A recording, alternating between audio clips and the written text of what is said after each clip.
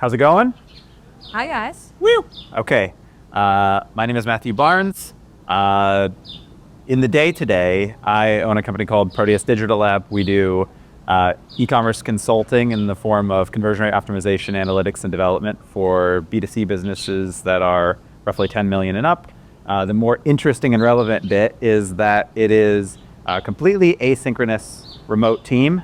I get to observe lots of people's businesses and watch them screw up all the systematic stuff. And along the way, I started noticing a lot of patterns among how organizations are organized.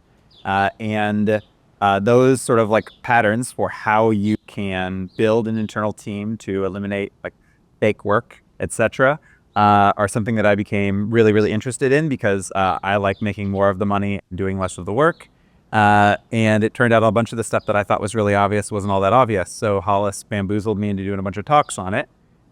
We've done a number of talks up to this point talking about the ideal team structure, tools to use to make sure that people are doing the right things, how to incentivize employees, how to get leverage in your personal life.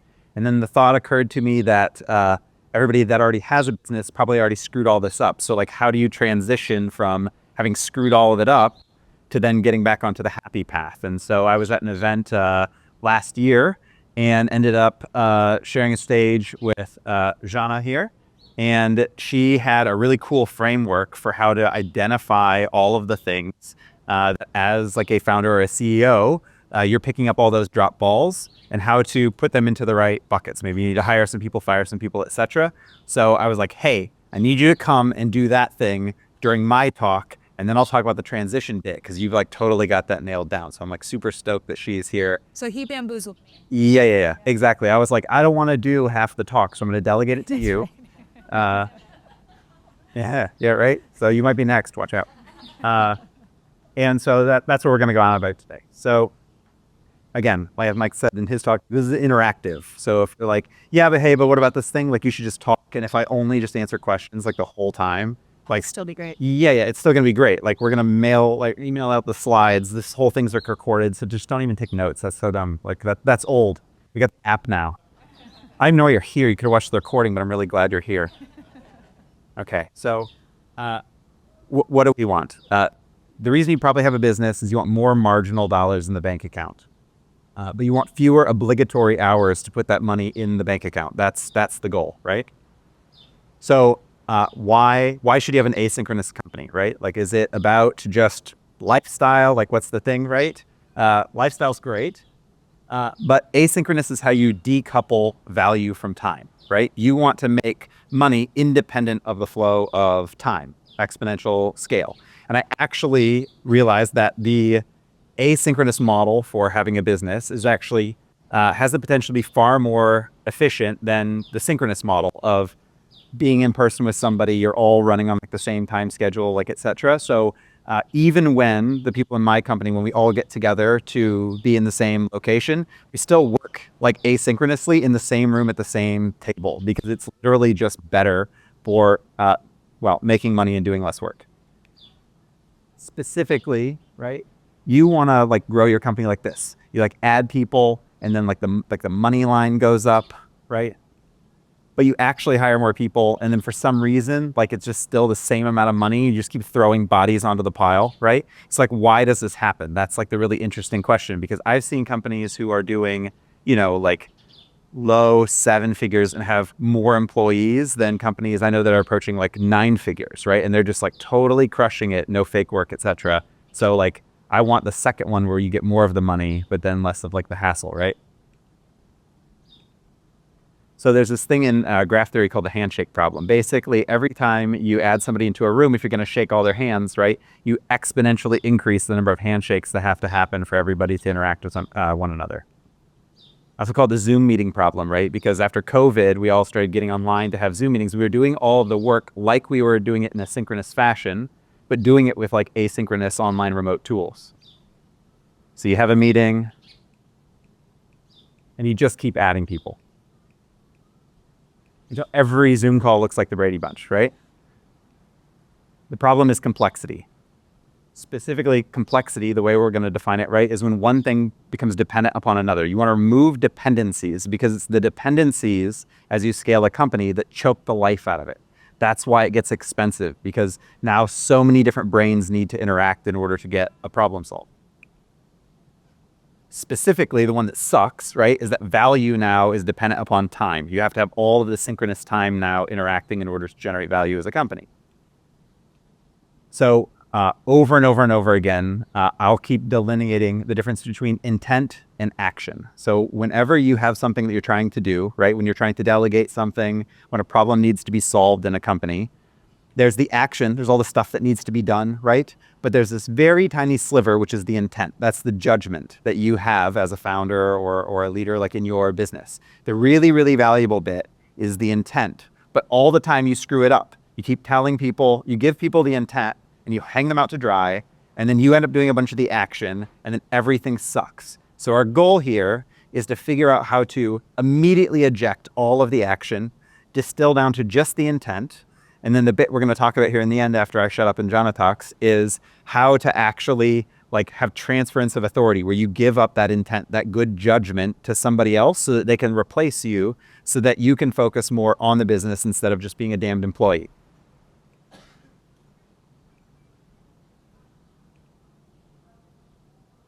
Okay, this is Jana's bit. Pay attention because she's way better than me. So, I mean, this is the fundamental question, right? This is what we all ask ourselves all the time is how do I actually get out of the day-to-day and how can I start doing that right at this stage in my business? Because if I'd known all this stuff from the beginning, I would have never landed myself here, but here I am. And so now how do I back myself out of this corner that I accidentally put myself in? The challenge, as Matthew just said, is that somehow the more and more people I hire, the more work is on my plate, and I don't understand how that's happening. And so we all say, well, if I'm the person doing all of these things, then the solution must be to replace myself. And if I create a bunch of clones of myself, then somehow all of the work will come off my plate and be done by other people. The challenge is that you are this multi-talented generalist founder within your business. And so you're trying to go find some unicorn person who can somehow magically replace you, when what you actually need to be doing is replacing roles and responsibilities, hats that you happen to be wearing within your business. You guys can all hear me, right? This is working? Great. Okay, so roles and responsibilities, that's a really important part. You're not trying to replace you, you're trying to replace what you do, the action, and the intent with which you do it. And when we break that down, that becomes a much more scalable and manageable problem to solve. So the way that I like to think about this is remember back to guys like family reunions. Think of your last family reunion. And if you ever during a family reunion, like go into the backyard and you're playing like backyard soccer, and it's like you and your cousin versus your mom and your brother, and like the goalpost is like a shoe, you know? In backyard soccer, it's a 2v2 game. And so if the ball is on the far end of the court, then everyone is offense. And if the ball is on your side of the court, then everybody is defense. And in 2v2 soccer, that works really, really well because we're just in the backyard and we're just having fun. Every startup entrepreneur begins playing backyard soccer. We all exist in 2v2, and that's where we get our start. But imagine if like the FIFA World Cup teams tried to play their game the way we play backyard soccer, right? It would be ridiculous. Actually, it would probably look something like this, which is a video I found on the internet of 5 professional soccer players playing against 100 children. And I laughed, and then I sent it to all my clients. And I said, this is what happens when we try to scale a company without scaling how we think about building teams. We all started in 2v2 backyard soccer. But now we're up to a much bigger field, and our only solution is to throw more bodies at the problems. And yet what we get is 100 children running around the field trying to chase down every single ball. And the number one most valuable child is you. And you are running around the field trying to chase every ball, wondering, I'm throwing more bodies at this problem. Why is there still more work to be done? It's not about how many bodies are on the field. We have to evolve the way we think about playing the game and building the team required to play the game. Let's be the 5 professional soccer players, not the 100 children, because the beautiful thing is the 5 professionals actually get more done. And what that translates to in your business is efficiency and ultimately profitability, because you get to get more done with less people and you don't have to throw bodies at the problem to make it happen. Does that make sense? So what I want to give you is a framework to go from 2v2 thinking to 10v10 thinking. That's all we're here to do. Cool. The trick with any of this is that these are the things my clients say to me all the time. Things like, I feel stuck working in my business, right? I'm not spending enough time working on my business. Or I feel like I'm running around all the time picking up dropped balls. Why is that happening? It feels like I'm herding cats all the time. My team is underperforming all the time. I'm so frustrated. I'm so disappointed. I don't know, do I need to like fire my whole team? Is that what Jana is saying? Is I need to fire my whole team and replace them with like A players, right? Or I don't know who I need to hire. The thing with all of this, guys, is that it's all the same problem. These are symptoms. These are symptoms. The root cause is 2v2 thinking. All of these symptoms occur in your business and in your life because of the same fundamental root cause, which is that we're still stuck thinking about 2v2, but we've grown a 10-person, 20-person, 30-person team. And now I'm experiencing all of this for exactly one reason, which is that I need to evolve my thinking as a leader when it comes to how I design and build out and then eventually delegate to the team that I have in place. So if you've thought any of this to yourself, all of this gets solved with the exact same exercise, which I'm about to walk you through. Does that work? Cool. So really quick, how did I figure all of this out? I moved into a van with a guy, and he was a paraglider, and he said, I'll teach you to paraglide, and we're gonna travel around, and I'm starting a business. And I said, great, I'll totally do that, but only if we take the van to South America. So we did that. And I kind of whoopsied my way into running his business. That was the first time I had encountered operations. I became the COO of that company. And what I thought I was getting into was this like glorious van life where I'd be traveling through the world and seeing all these beautiful things and paragliding all the time. And the reality is that I started working 10 hours a day in a living space the size of a prison cell where my office seat was also the toilet. And I was like, why am I doing this? I remember we were in Santiago, Chile, and I'd never been to Santiago, and there was a paragliding competition, and I was so excited to go check it all out. And instead, I spent 5 days in a row not even leaving the van because that's what the business needed. And I was finding myself wanting to live this dream, but being pulled away from it by this business that was frankly not even my business. So like literally, why the fuck am I doing this? And I realized what was beautiful about it is the van and the dream that I had for what my life was became the forcing agent to teach me that there has to be a better way to run a business. There has to be a better way to scale and solve this problem because I refuse to give up on the dream that I have. And so I'm just gonna have to figure out the business side of things. And that is really where the operations that we're talking about today unlocked for me, because the reality is you already have all of the people on your team that you need to go from working 10 hours a day to 5 hours a day. We're just not utilizing them correctly. And so that was really the origin story for where I figured some of this stuff out. And, you know, Matthew said some nice things about me, and we were at an event together, and it was all very good. And this is pretty much what I do, guys. I coach on operations because what I found is that when I got my shit dialed and I started using my team correctly, I got to live the life that I had committed so much energy and time and money towards. And I genuinely believe that operations is not just the secret unlock to the best version of our business. It is the secret unlock to the best version of our life in relationship to that business. And all of you guys are here doing this kind of mastermind because your life and your vitality is important to you.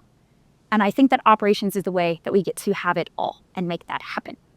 So, should we dive into this? Yeah. Yeah, all right, let's do it. So here's how we run this with our clients. I'm gonna walk you through, this is the exact exercise, step by step, that we take our clients through to restructure their team in a single afternoon and get all of this shit sorted.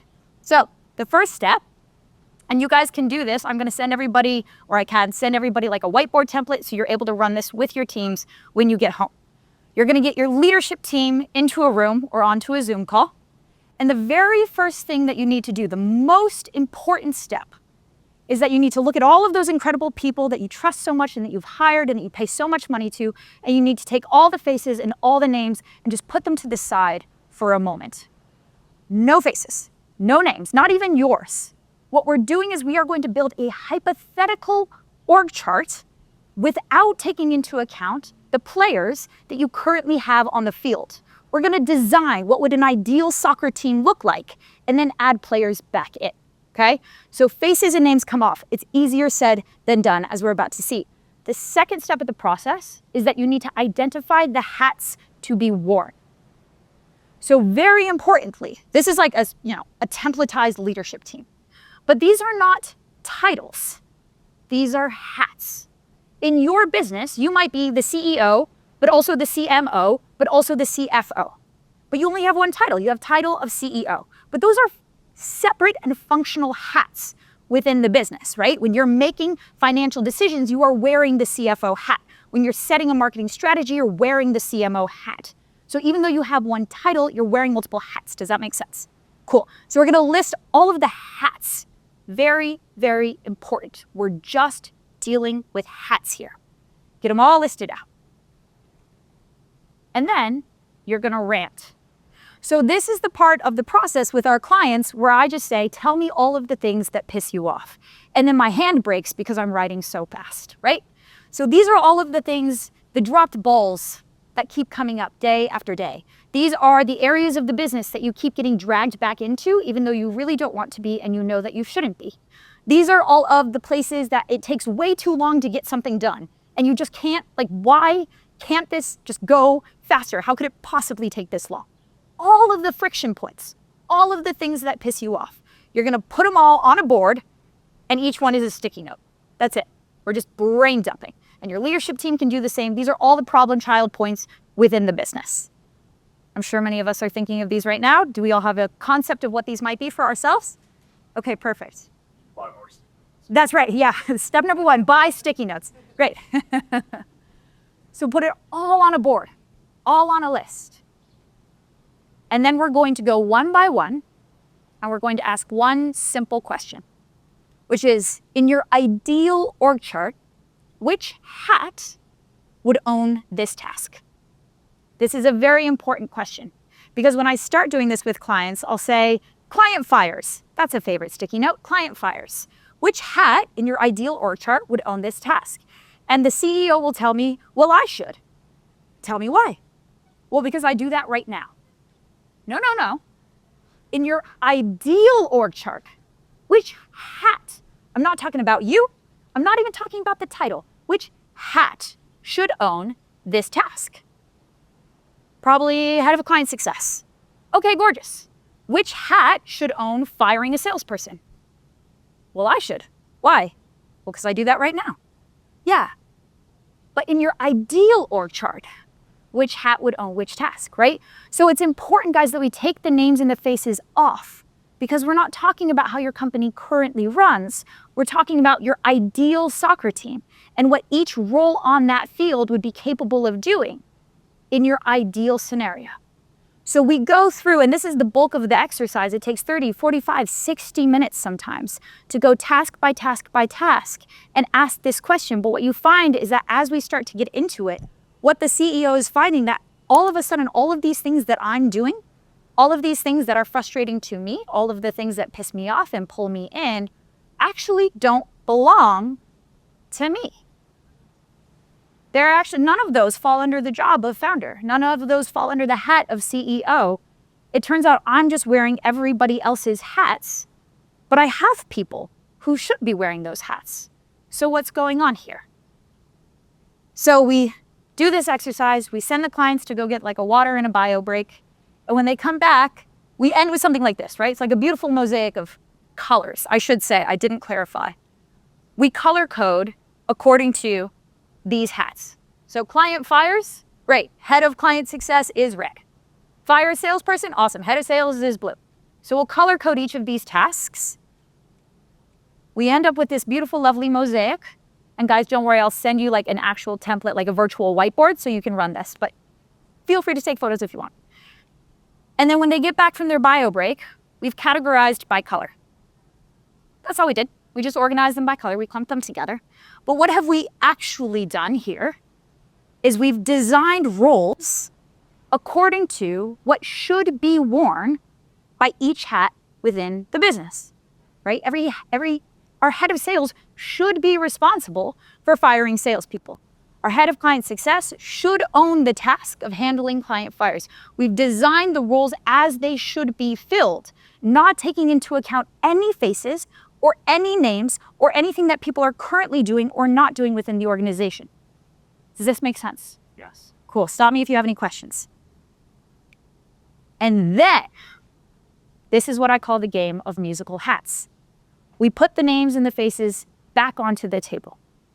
These people that you love so much, these very talented employees that you have, we put them back on the table and we go hat by hat, color by color, and we ask one more question. Who is the best person to wear this hat according to two variables? The first variable is their skills and competencies. Obviously, who is the best person to be the head of sales? Well, probably a really good salesperson. But if we only stopped there, who would be the best person to wear every hat in your business? Yeah, you would be, right? According to skills and competencies, you would be the best person to wear every hat. So we have to add a second variable, which is the value of their time. What is the value of your time as a founder? We just heard from Mike how time is actually our only irreplaceable resource. What is the value of your time relative to the value of a marketing VA's time, or a head of sales, or an account manager? So who is the best person that you currently have, like human being that you have on your team, to wear that hat when we look at those tasks that have been assigned to the hat? Who's the best person for skills and competencies and value of their time? And a couple of things happen as we go through the process of assigning hats to humans.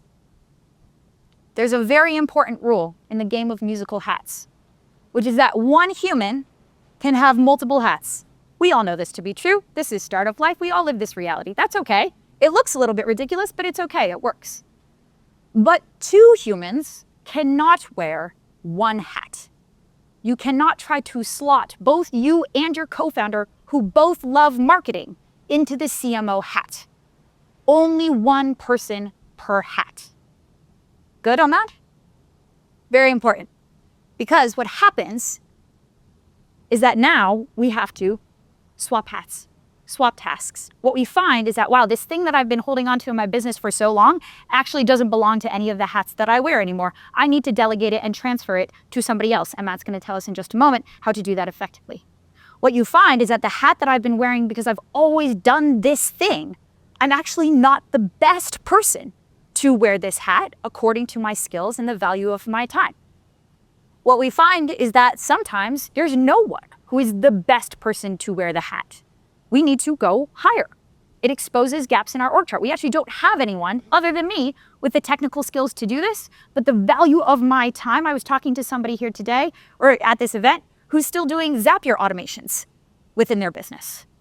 Well, you're technically qualified and nobody else is, but Zapier automations could be delegated for $10 an hour. It is no longer the best hat for you to be wearing, right? And then we get into the tricky ones, which is people on our team who want hats that they're not the right fit for. So I see this all the time in sales where our top salesperson wants the hat of sales manager. But when we look at the tasks on the board, sales manager is team meetings and team trainings and admin and monitoring KPIs and all of these things that actually have nothing to do with being a great salesperson. So they want the title and they want the promotion and they want the pay bump, but they don't actually want the hat. And they're not actually the best person for that hat. And now we know that, and we get to have a conversation with them about that. Or people who are no longer a fit for any hat. They were an incredible generalist. They were loyal. They were right for us when we started. But when I look at the hats on the board and when I look at where my team is going now, they are simply not the best person for any of those roles. Okay, now we know that too. And now we get to have a conversation with them about, are we going to cross-train you into a hat? Or are we going to go allow you to find a business where you genuinely are set up for success because you're wearing a hat that you're uniquely qualified to wear? So what happens is a whole lot of whoopsies. And that's okay. I promoted the wrong person. I put the wrong person into this role. I fired the wrong person. I haven't hired this person and I should have hired them 10 months ago. It's okay. So whoopsie, we know now. But the important piece is that we know now. And we as founders get to sign up for the work of course correcting from where we were to where we are trying to go. And to go from playing 2v2 soccer to 10v10 soccer, and getting the right people into the right roles that are going to allow our business to take it to the next level. And most importantly, because they're so phenomenal in the roles that they're in, we get to step off the field. We no longer have to be the MVP child running around chasing every ball, because we have specialists in every role who know what their job is, how they contribute, and has been clarified so that they don't have to wear 100 hats either, but just one. It's a bit of a tough one. You're gonna come up with some whoopsies. And so this is a quote from my very first operations mentor, Layla Hermosi. Your success is directly proportional to the number of uncomfortable conversations you're willing to have. There are uncomfortable conversations that will come out of this. But when we talk to our clients 3 months after this exercise, 6 months after this exercise, and there's never been more white space on their calendar, their team has never been happier, their clients have never performed better, their company has never grown faster, and they look at me and they say things like, Jana, it's like a night and day. I don't even recognize my own business. I don't even recognize my own team. Like, who are these people? They got so much better. What happened? What I remind them very gently is, remember that you earned this. That you had the uncomfortable conversations that you needed to have, that you evolved your thinking of your team and your team itself. And yeah, it was uncomfortable. But the far side is that you have earned the right to step off the field and be the coach for your business, which is what you've always wanted to be. Thoughts on this? Yeah. Yeah. Okay, so how the hell you get people to actually do all this shit?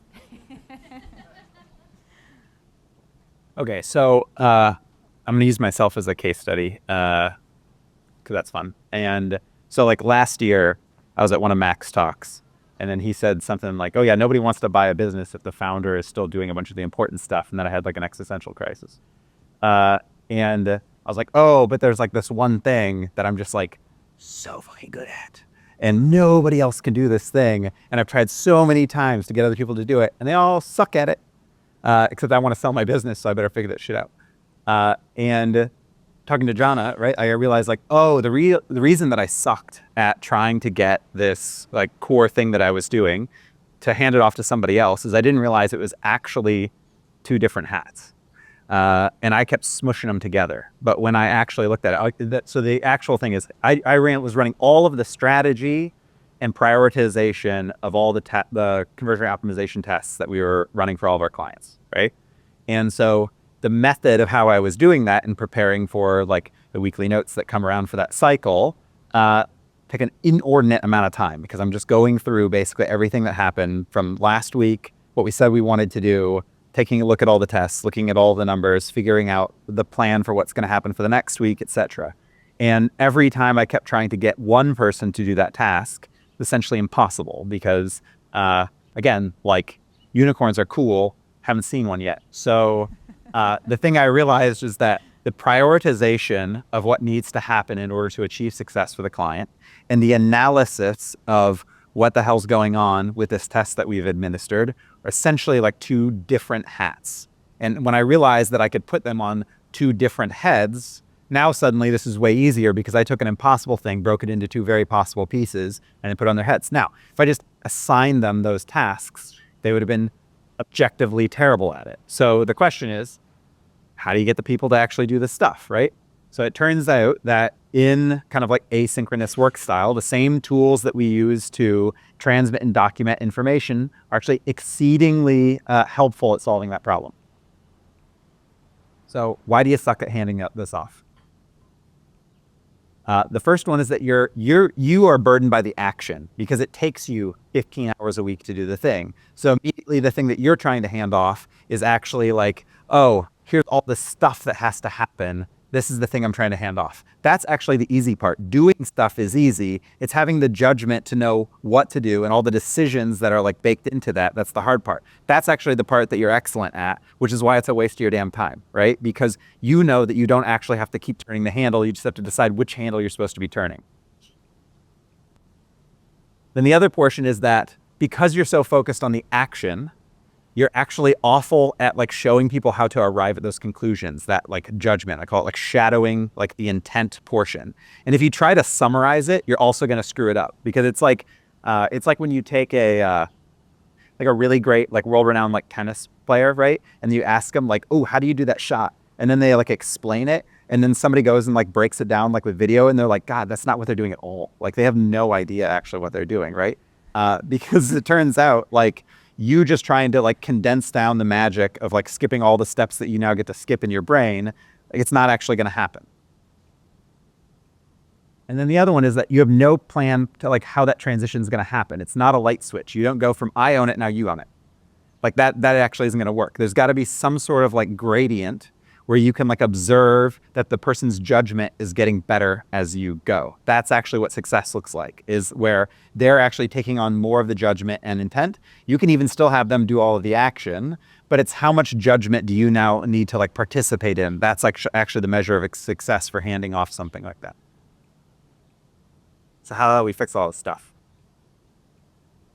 Again, you want to just isolate the very intentful parts of the task. So for example, when I'm doing like analysis of all of these reports and everything, right? The part that's like actually important is deciding which reports are like relevant to the test that we're running, where it's like, this one, actually we want to know completed checkout, or we say, oh, we want to know what percentage of users who's not run conversion optimization programs for 15 years to know like what to look for.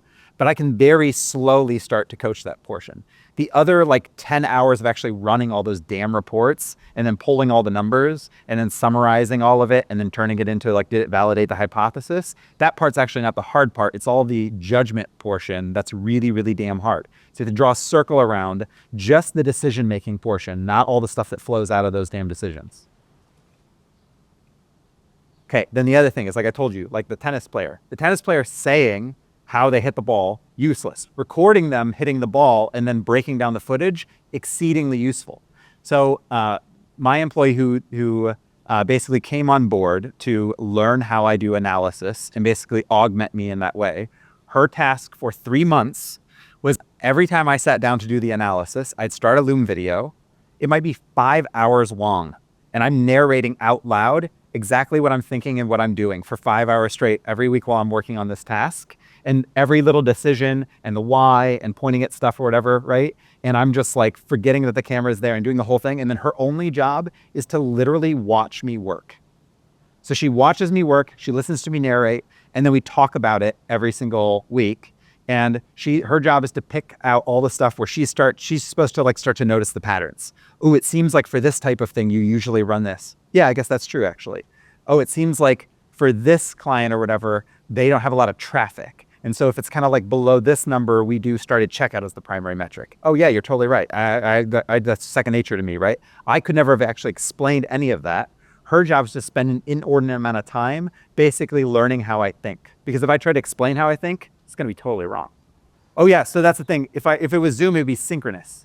I want that document to sit like forever, and she can go back and like reference it lots of times. I don't want and I'll probably do it at some like stupid time, or even I'll break it up into multiple things. Like, oh, my kids are like in jiu-jitsu or some shit, and I'm in the car for like an hour. I'll just do part of the work or whatever recorded as like a Loom video. So it's really, really, really important actually that happens asynchronously, because the person will not ask you to say the thing again, but they'll play it back. They'll like bump it back 2 minutes and like watch it over again, right? So you want to give them like the comfort to do it sort of like at their own speed. And then you can also take all the transcripts from that shit and do fun stuff too. Okay, so then in the actual week to week, right? When you're starting to hand off some of this and having that person then like maybe take some of your judgment. So what I started to do slowly over time, right, was I would actually not record myself doing the whole task end to end. I would leave off portions of it where it was like, and we're going to run these 3 reports. You go run them, right? Because now like we've done this enough times that now actually I'm getting closer to just doing the judgment, right?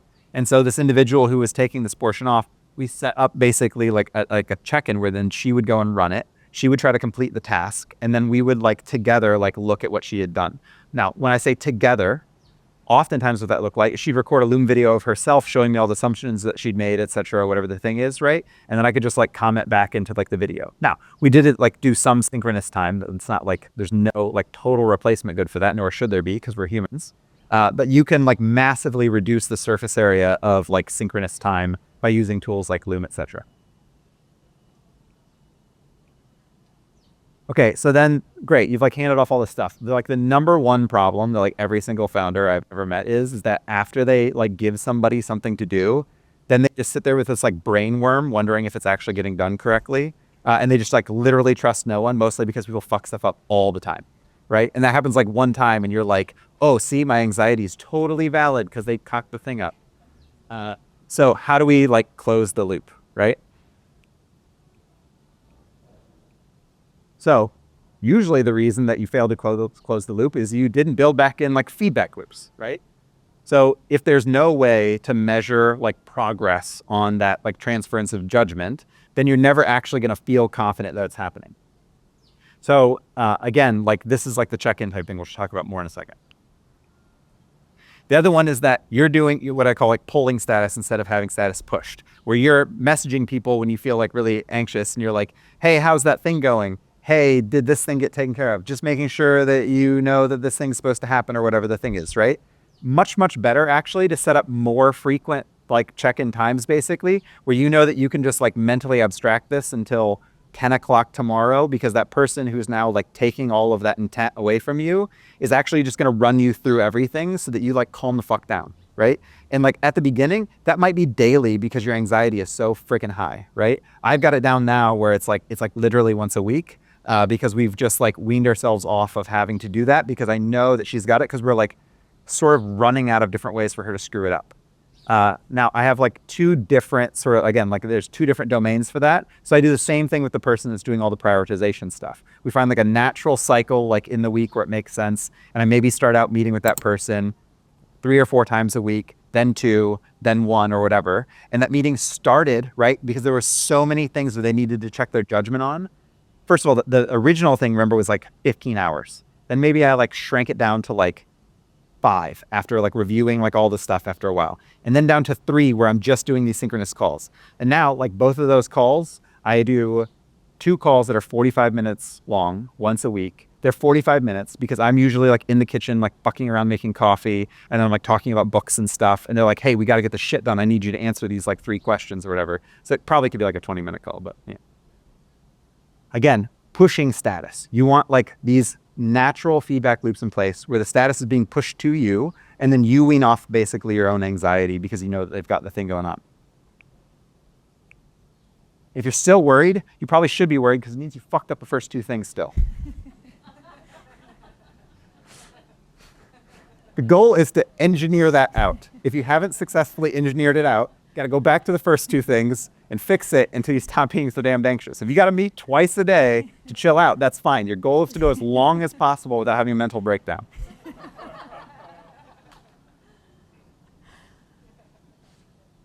Okay, so essentially that is the general thing.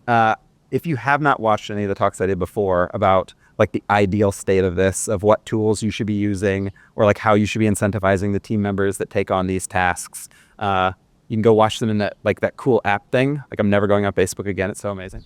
As it turns out, this actually just doesn't only apply to your business because your life is actually all of your time.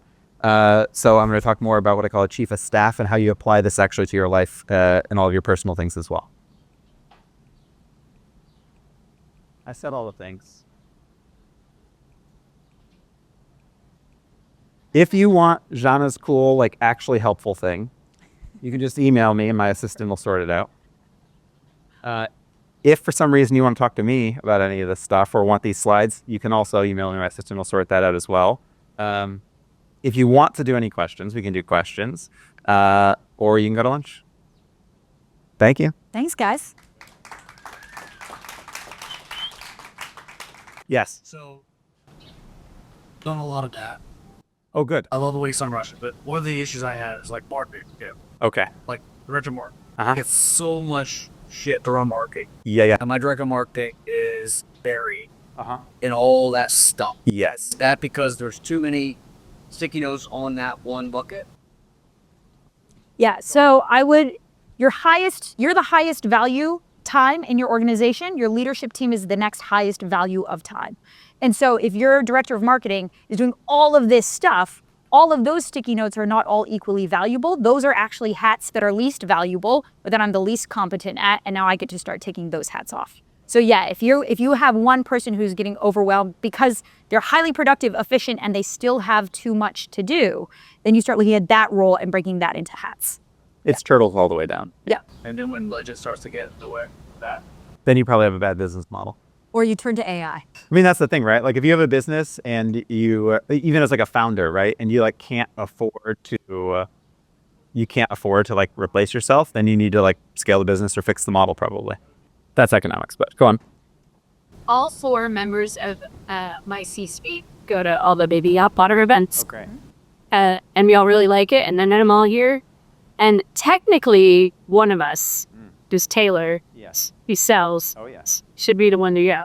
We really like goings.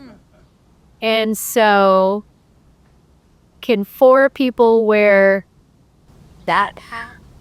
You can also just decide that you like spending time with people here and then decide to choose that. Right. And like, that's not my hat. That's not a hat. That's just like, I like spending time with you, so just come to the event. I'll also offer another opinion on that, right? I'm here with my CRO, Galen, right? Galen does all of our sales for the company, which means that the hat that I get to wear when I'm here is not salesperson, it's coach. I get to be up here. I get to spend all of my time answering as much questions as I can and pouring in as much value as I can. And then if anybody wants to work with us, I say, yeah, go talk to my guy, Galen. He's right over there. Can you say that question one more time? You said Yes. Like, uh-huh. Is that not engineering, not product? Is the question, what is operations? Yeah, right. So what is ops? Like, what's your definition? I'm curious to hear your thoughts on this as well. I define operations as any action required in a business to optimize a company's ROI on its time, energy, money, and human potential. So you've got, and physical capital if you have an in-person business. So you've got these resources within your company. The job of operations is to make sure the company's getting max ROI on those resources. Yeah, it's like the organization of getting stuff done, right? So we have like a non-trivial component of our company, which is like engineering, right? And so like it's all of those principles, like all the way down even through that as well, where like, again, like we have people who are like exceedingly good at problem solving. They could also write code. I don't want them writing code. Right. I want them solving problems. So they've distilled it down to where they might get the task first, and their job is actually record a Loom video of themselves starting the task based on like whatever assumptions they would make and whatever strategy they would validate. Then they literally stop there and then hand off the action to somebody else to take it. And that person gets to watch them have that judgment, and then they level up, but then they just go turn that handle. Right. Every role can be broken down into a gradient of value and intent versus action. Intent is the highest value, action cascades down. So if you need to elevate somebody out of a current role or fix their overwhelm or whatever, grab the lowest value things that they're doing and get that off their plate. That's where you're going to maximize their high value time towards the highest value things that need to get done. Yeah. That's just fascinating because that's really a template for mentoring, which is what I suck at. It's like I have an asynchronous, fully, amazingly functional team, and my hardest thing has been the brain stuff goes up between my ears.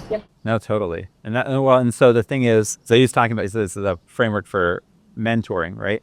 I really like smart people that don't know anything about like the domain, that like in terms of like when I hand stuff off, because I think that the way that most people do most of the tasks that I do are just like objectively terrible about it because they got an MBA instead of an engineering degree.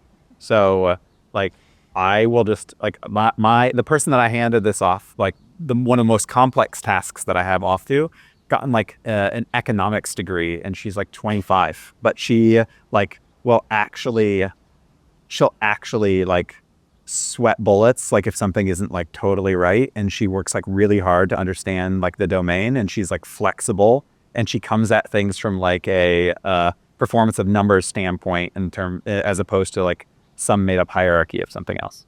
I'll also add to that delegation is not the same thing as abdication, right? Which is what I love about what you're talking about with delegation. In our soccer metaphor, great, you've earned the right to step off the field. You're no longer a child chasing every ball, but every soccer team still needs a coach. You're not walking out of the stadium and saying, hey guys, good luck, right? Every high performance team, nobody can see their own gaps. Nobody can understand their own swings. We all need coaches to help level us up and allow us to think and perform better. That becomes your job for your team. They're doing, if we like run this to the max, they're not only doing the action, they're also doing the intent. But you're still there to coach them through the process and make sure they're continuously leveling up, because that's how you get maximum human potential out of every single person on your team. I'd argue there's even one level beyond that, point at which you no longer want to be coach, and you then figure out who the coach is going to be, and now you're just an owner. Yes. And then you replace yourself in that role. Ain't that 100%. great? Yep. 100%. Yeah. What you said about having information pushed to you. Oh, yes. Just having to go back and circle back, because I'm notorious for that. Yes. If I delegate a task, I obsessively check it. Yep, which is not good for mental health. So can you tell me more specifically, like, how are you having this data pushed and delivered to you? Because I have created some automated ways to have like reports, like data. Oh, sure. But then I find myself spending 2 hours a day reading a bunch of data in my Completely. reports. And so I'm like, is that really efficient? No, that's like automated polling. So the question was, how do you actually get information or like status pushed to you instead of polling it in all these other ways? So ideally, whomever you have started to transition intent to, right? Whoever that is in that team. So like for me, it might be like my COO. Basically, the arrangement is, especially at the beginning, like every day, he would be like, here's all the stuff. Here are like the 3 things that are the most important today. Here are like the 2 things that like I need your input on. All this other stuff listed here is all handled, right? And so it's like having somebody basically, again, it's just like, just whatever the minimum surface area to manage your anxiety is, right? And it's like having somebody else like summarize that and then wean it off. So like now I don't really think about this stuff, and it'll just be like, or like I'll be going out and I'm like, I'm gonna go out tonight and like I just got done speaking, so like I'll drink alcohol like a lot. It'll be awesome, right? So I'll just send a message to like my COO and I'll be like, is anything on fire? Are there any decisions I have to make before I'm inebriated? And he'll be like, no, you're totally fine. I'll be like, sick. And then I go down to the happy hour.